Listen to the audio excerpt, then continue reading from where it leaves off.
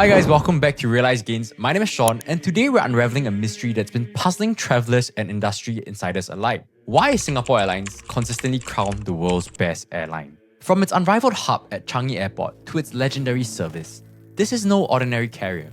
It's a masterclass in aviation excellence. But how did a modest regional airline rise to dominate the skies? Join us as we uncover the bold decisions, fierce challenges, and relentless innovation that built an empire. This is the story of Singapore Airlines. The journey begins in 1947 with the birth of Malayan Airways, a modest joint venture between Malaysia and Singapore. It started with operating a creaky Douglas DC-3 aircraft, and it connected regional hubs like Jakarta, Saigon, and Bangkok. It was a small operation, far from the global prestige it has these days, wrestling with the challenges of a fledgling industry.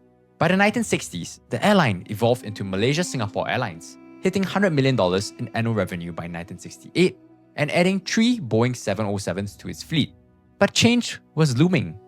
In 1972, a pivotal split between Malaysia and Singapore gave birth to Singapore Airlines as we know it. With $180 million in assets, including 5 Boeing 707s, 5 737-112s, and 2 Fokker F-27s, the airline stood at a crossroads. How exactly does a small carrier become a global titan? Through bold ambition and strategic vision.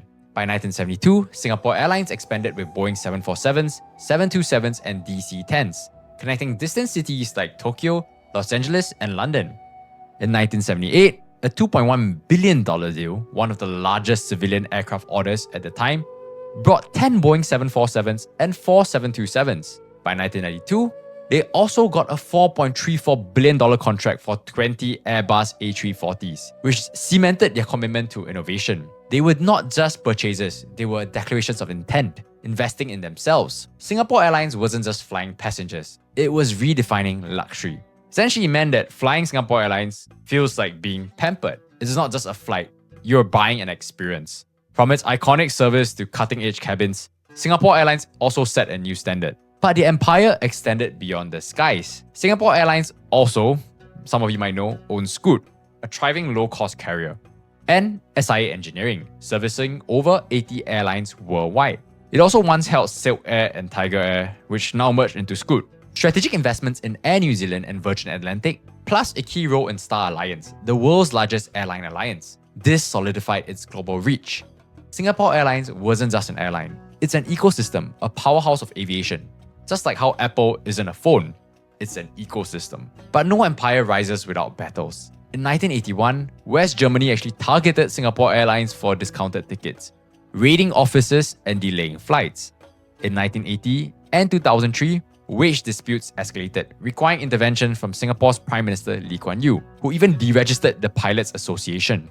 Yet, the greatest test came in 2020. The COVID-19 pandemic grounded the aviation industry. Singapore Airlines' valuation plummeted from $8 billion to $4.5 billion by May 2020. At this point, no one was sure if it was going to make it.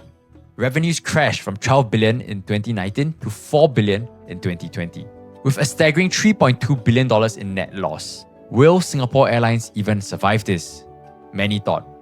But survival actually came through decisive action. In March 2020, Temasek Holding and other backers injected $13 billion. The largest rescue package for any airline hit by COVID. Despite cutting over 4,300 jobs across Singapore Airlines, Scoot, and Silk Air, the airline stayed forward-looking. In 2021, they took delivery of 22 new aircraft to meet resurgent demand.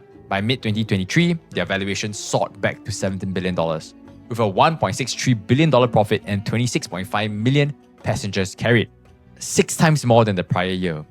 I guess people were just itching to get back on travel. So, Singapore Airlines actually bounced back like a champ. While the scars of COVID linger, liabilities grew from $23.9 billion to $29.9 billion by 2020. Yet, with Temasek's backing and sharp cost management, and of course, good corporate governance, Singapore Airlines preserved its hallmark quality. They trimmed costs a little bit, but they never really compromised on excellence. So, from a modest regional carrier to a global aviation titan, Singapore Airlines' story is one of daring vision, unmatched service, and unyielding resilience.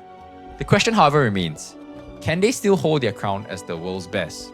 Thank you for joining us on this journey. I hope you learned something new from this video.